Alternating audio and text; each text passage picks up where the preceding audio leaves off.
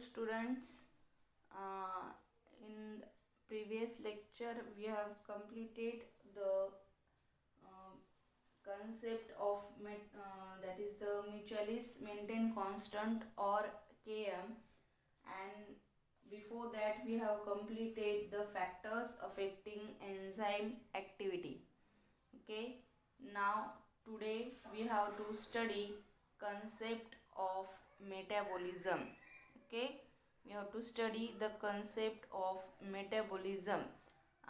आतापर्यंत आपले बायोमॉलिक्युल्समध्ये आपण जे बायोमॉलिक्युल स्टडी केले, डिफरंट बायोमॉलिक्युल स्टडी केलेले आहेत.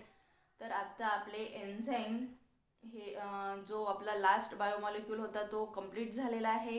ठीक आहे. त्याच्यानंतर आता जे जे आपण कोणते कोणते बायोमॉलिक्युल स्टडी केलेले आहेत, जसं की फर्स्ट आपण बायोमॉलिक्युल स्टडी केला कार्बोहायड्रेट, ज्याला म्हणतो आपण, तो स्टडी केला. ओके. त्याच्यानंतर लिपिड्स आपण स्टडी केले. ओके. त्याच्यानंतर आपण कोणता स्टडी केला, प्रोटीन्स स्टडी केले. त्याच्यानंतर आपण न्यूक्लिक ॲसिड स्टडी केले. त्याच्यानंतर आपण एन्झाईम स्टडी केले. ओके. द प्रिव्हियस लेक्चर जो होता तो लास्ट हे होता एन्झाईमचा, that is the Michaelis Menten constant. Okay, और Km हे एन्झाईमचा लास्ट पार्ट होता तो. त्याच्यानंतर नेक्स्ट जो टॉपिक आहे आपला, that is the concept of metabolism. Okay. तुम्ही सगळ्यांनी मेटाबॉलिझम हा शब्द बरेच वेळा ऐकलेला असेल. तर what is mean by the metabolism आणि ही कन्सेप्ट काय आहे ती आपल्याला इथे स्टडी करायची आहे. Okay. Now definition of the metabolism, that is the sum of chemical reactions that take place within each cell of a living organism and provide energy for vital processes and for synthesizing new organic material is called metabolism. Okay, आता ही थोडीशी complex अशी ही definition आहे त्याची. तर याचा अर्थ काय आहे की सम ऑफ केमिकल रिॲक्शन. इथे काय म्हटलेलं आहे, मेटाबॉलिझम काय आहे, सम एक रिॲक्शन आहे का, तर नाही, सम ऑफ म्हणजे खूप साऱ्या केमिकल रिॲक्शनची सम म्हणजे काय, बेरीज ज्याला म्हणतो आपण. ओके. तर सगळ्या खूप सारे असे केमिकल रिॲक्शन आहे ते कुठे होतात, take place in each cell of living organism. प्रत्येक लिव्हिंग ऑर्गॅनिझमच्या प्रत्येक सेलमध्ये ज्या पुष्कळ साऱ्या केमिकल रिॲक्शन्स होत असतात. ओके. आणि त्या काय करतात, त्या केमिकल रिॲक्शन्स होत असताना काय करतात, त्या केमिकल रिॲक्शन प्रोव्हाइड एनर्जी देतात. कशासाठी, फॉर व्हायटल प्रोसेसेस. ज्या व्हायटल प्रोसेसेस ज्या असतात सेलच्या. ओके. जसं की रेस्पिरेशन झालं, त्याच्यानंतर फोटोसिंथेसिस झालं, एक्सक्रिशन झालं, अशा वेगवेगळे ज्या प्रोसेस असतात व्हायटल, ज्याला आपण व्हायटल प्रोसेसेस म्हणतो. ओके. तर ह्या काय आहेत की सम ऑफ केमिकल रिॲक्शन आहे ज्या कुठे होत आहेत, प्रत्येक सेलमध्ये, within each cell of living organism. प्रत्येक लिव्हिंग ऑर्गॅनिझमच्या प्रत्येक लिव्हिंग सेलमध्ये या पुष्कळ साऱ्या ज्या केमिकल रिॲक्शन होत असतात. आणि त्याच्यामुळे काय मिळतं, it provide energy for vital processes. ज्या व्हायटल प्रोसेसेस आहेत त्याच्यासाठी ते एनर्जी देतात त्या reaction. And for synthesizing new organic material. Okay. आणि त्याच्यामुळे काय होतं, व्हायटल प्रोसेसेससाठी एनर्जी तर मिळते आणि for new organic material synthesize होतं म्हणजे तयार होतं. त्याच केमिकल रिॲक्शन्सला काय म्हटलेलं आहे, मेटाबॉलिझम म्हटलेलं आहे. आले का लक्षात. तर काय आहे metabolism, it is the sum of chemical reaction that take place within each cell of living organism. म्हणजे प्रत्येक लिव्हिंग ऑर्गॅनिझमच्या प्रत्येक सेलमध्ये ज्या पुष्कळ अशा किंवा खूप साऱ्या अशा केमिकल रिॲक्शन होत असतात, त्या काय करतात, एनर्जी प्रोव्हाइड करतात. कशासाठी, व्हायटल प्रोसेसेससाठी. जसं की रेस्पिरेशन झालं, फोटोसिंथेसिस झालं, आणि पुष्कळ साऱ्या ज्या डायजेशन झालं, अशा ज्या वेगवेगळ्या प्रोसेसेस आहेत त्याच्यासाठी एनर्जी प्रोव्हाइड करतात. आणि कशासाठी आणि काय तयार होतं, for synthesizing new organic material. New organic material तयार करण्यासाठी, सिंथेसाइज म्हणजे तयार करण्यासाठी, त्यालाच काय म्हटलं जातं, मेटाबॉलिझम म्हटलं जातं. Okay, now this is the definition of the metabolism. Okay, तर आता काय आपल्या लक्षात आलेलं आहे की मेटाबॉलिझम काय आहे. हे काय आहे, सम ऑफ केमिकल रिॲक्शन आहे ज्या होत आहेत प्रत्येक सेलमध्ये आणि प्रत्येक लिव्हिंग ऑर्गॅनिझममध्ये, ज्याच्यामुळे ते एनर्जी प्रोव्हाइड करतात व्हायटल प्रोसेसेससाठी आणि सिंथेसायझिंग न्यू ऑर्गॅनिक मटेरियलसाठी. ओके, तर ही झाली त्याची डेफिनेशन. आता याच्यामध्ये काय आहे, in metabolism there is continuous process of breakdown and synthesis of biomolecules through chemical reaction. आता या मेटाबॉलिझममध्ये काय होत आहे की कंटिन्युअस प्रोसेसेस होत आहे ऑफ ब्रेकडाऊन होते आहे. म्हणजे काय, तुकडे पडत आहेत ऑर्गॅनिक मटेरियल्सचे किंवा इनऑर्गॅनिक मटेरियल्सचे, आणि काय होत आहेत, सिंथेसिस सुद्धा होते, म्हणजे नवीन बायोमॉलिक्युल्स जे तयार सुद्धा होत आहेत.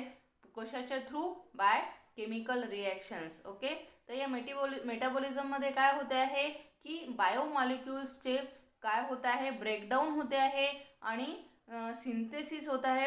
कसं, कंटिन्युअसली होत आहे हे थ्रू कशाच्या, केमिकल रिॲक्शन्सनी. ओके, तर मेटाबॉलिझममध्ये काय होत आहे की या हे बायोमॉलिक्युल्स कंटिन्युअसली, हे जे बायोमॉलिक्युल्स आहे यांचं ब्रेकडाऊन होते आहे आणि सिंथेसिससुद्धा होते आहे.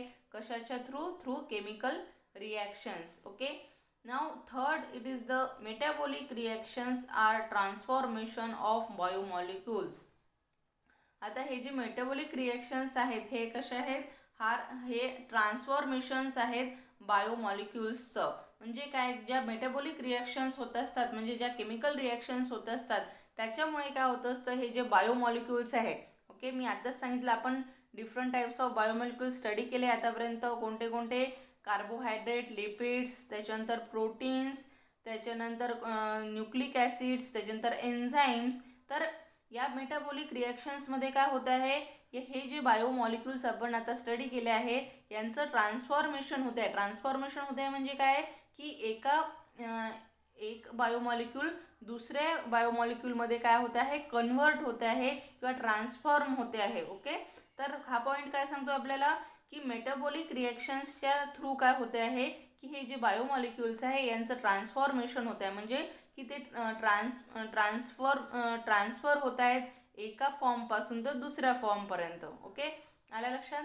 त्याच्यानंतर these reactions are always linked with some other reaction. Okay, तर प्रत्येक जी मेटाबॉलिक रिॲक्शन आहे ती एकच काम करते का, तर नाही, तर प्रत्येक reaction always link with the other reaction. म्हणजे ही काय आहे, चेन ऑफ रिॲक्शन्स असतात तिथे. म्हणजे एक रिॲक्शन ही ऑलवेज लिंक असते, म्हणजे जोडलेली असते सम अदर रिॲक्शन्सला. ठीक आहे. त्याच्यानंतर cells are work center where metabolism take place in two pathways. तर सेल्स काय असतात, इथे वर्क सेंटर आहेत. म्हणजे हे ज्या मेटाबॉलिक रिॲक्शन्स आहेत ह्या कुठे होत आहेत, वर्क सेंटरमध्ये म्हणजे कुठे, सेल्समध्ये होत आहेत. आणि त्याच्यासाठी 2 पाथवेज आहेत. देर आर 2 पाथवेज हे वर्क सेंटरमध्ये व्हायसाठी. That is the catabolic pathway and the second it is the anabolic pathway. Okay, दोन पाथवेजमध्ये काय होते आहे की वर्क सेंटर होत आहेत आणि 2 पाथवेजमध्ये म्हणजे केटॅबॉलिक पाथवेमध्ये आणि ॲनाबॉलिक पाथवेमध्ये काय होते आहे ते जे आहे. So there are 2 pathways, that is the catabolic pathways and anabolic pathway. Okay, now first of all, catabolic pathway, formation of simpler structure from complex biomolecules. तर कॅटाबॉलिक पाथवेमध्ये काय होत आहे की फॉर्मेशन होत आहे सिम्पलर स्ट्रक्चरचं फ्रॉम कॉम्प्लेक्स बायोमॉलिक्युल्सने. ओके, पण ॲनाबॉलिक पाथवेमध्ये काय होते आहे की biosynthetic pathway involving formation of more complex biomolecules from simple structure. Okay, तर ॲनाबॉलिक पाथवेमध्ये काय होते आहे की कॉम्प्लेक्स स्ट्रक्चर तयार होते आहे फ्रॉम द सिम्पल स्ट्रक्चर. म्हणजे 2 अपोजिट पाथवेज आहेत ह्या. तर कॅटाबॉलिकमध्ये काय होत आहे की फॉर्मेशन ऑफ सिंपल स्ट्रक्चर होते आहे फ्रॉम कॉम्प्लेक्स बायोमॉलिक्युल्स. तर ॲनाबॉलिकमध्ये काय होते आहे, formation of complex biomolecules from the simpler structure. Okay. त्याच्यानंतर त्याचं एक्झाम्पल आहे that is the starch, that is the from glucose by hydrolytic enzyme. तर व्हेन आता या कॅटाबॉलिक पाथवेमध्ये काय होतं की एक्झाम्पल द्यायचं झालं की when we eat wheat, bread or chapati, our gastrointestinal tract digests, that is the hydrolyzes the starch to glucose units with help of enzymes and releases energy in the form of ATP, that is the adenosine triphosphate. तर या कॅटाबॉलिक पाथवेचं example काय आहे की जेव्हा आपण कोणत्याही वीट खातो, वीट म्हणजे गहू किंवा मग गव्हाचं काय असतात पदार्थ जसे की चपाती किंवा ब्रेड, त्यावेळेस ज्यावेळेस आपण ते खातो तर त्यावेळेस काय होतात की आपले जे गॅस्ट्रो इंटेस्टिनल ट्रॅक्ट असतात ते डायजेस्ट करतं म्हणजे काय की काय करतं ते हायड्रोलाइज करतं काय करतं तर स्टार्चचं कन्व्हर्शन कशात करतं, ग्लुकोज युनिटमध्ये करतं. ओके. म्हणजे काय की सिम्पल म्हणजे जे कॉम्प्लेक्स स्ट्रक्चर आहे जसा की स्टार्च आहे त्याच्यापासून काय तयार झाला, ग्लुकोज, जे सिम्पलर स्ट्रक्चर आहे. ओके. मी स्टडी केलेलं आहे कार्बोहायड्रेट, तर सगळ्यात मोनो कार्बोहायड्रेट आहे हे, तर ग्लुकोज. तर ही जी स्टार्चपासून हे काय होतं, ग्लुकोज तयार होतं कोणापासून, बाय द हायड्रोलिटिक एन्झाईमपासून. आणि इथे काय होतं, एनर्जी रिलीज होते in the form of ATP, that is the adenosine triphosphate. Okay.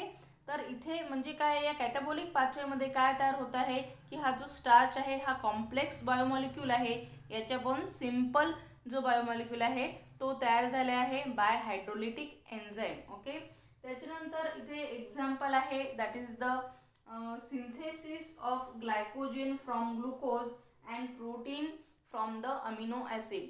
तर ॲनाबॉलिक पाथवेमध्ये काय दिसतं आपल्याला की ग्लायकोजेनचं सिंथेसिस कशापासून, ग्लुकोजपासून. आता ग्लायकोजेन काय आहे, कॉम्प्लेक्स बायोमॉलिक्यूल आहे.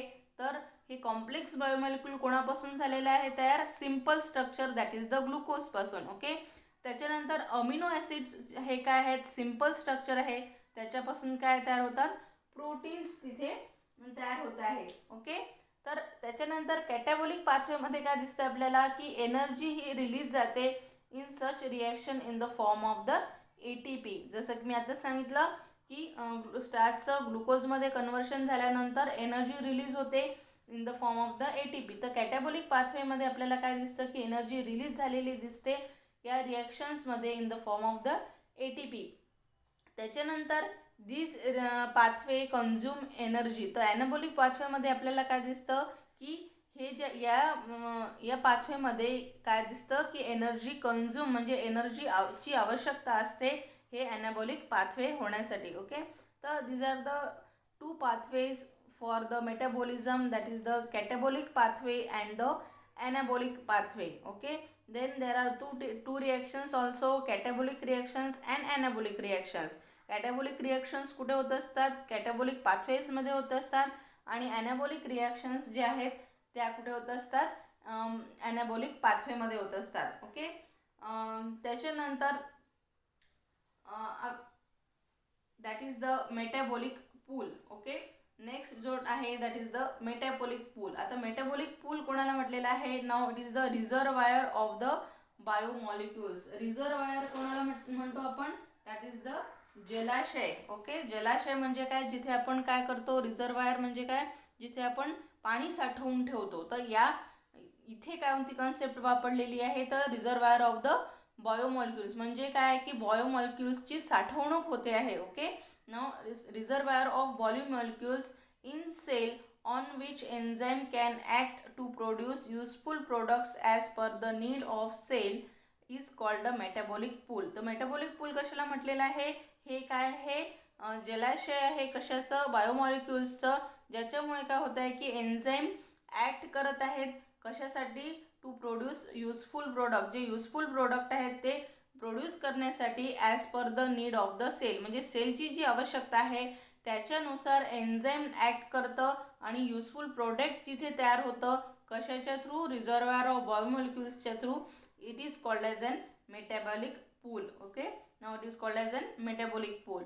Now this metabolic pool allows one type of molecule to change into the another type. तर या मेटाबॉलिक पूल मुळे काय होत असतं की एक टाईपचा मॉलिक्यूल काय होत असतो दुसऱ्या अनदर टाईपच्या मध्ये काय होत असतो चेंज होत असतो. जसं की example that is the carbohydrate. Okay, carbohydrate हे काय होत असतात, कार्बोहायड्रेट काय होत असतात चं कन्वर्शन फॅट्समध्ये होतं किंवा व्हाईस वर्सा, म्हणजे फॅट्सचं कन्वर्शन कार्बोहायड्रेट्समध्ये होतं. हे कशामुळे होतं तर या मेटाबॉलिक पूलमुळे होतं. Okay, now glycolysis and Krebs cycle provide ATP and make it available for metabolic pool of biomolecule. These are then used for synthesis of many important cellular components. Okay, तर हे जे ग्लायकोलिसिस आणि Krebs cycle आहे हे काय करतं ATP provide करतं. जसं की मी आधी सांगितलं तुम्हाला ATP काय आहे, एनर्जी रिच आहे. ओके, एनर्जी रिच कंपाऊंड आहे तो, दॅट इज ॲडेनोसिन ट्रायफॉस्फेट.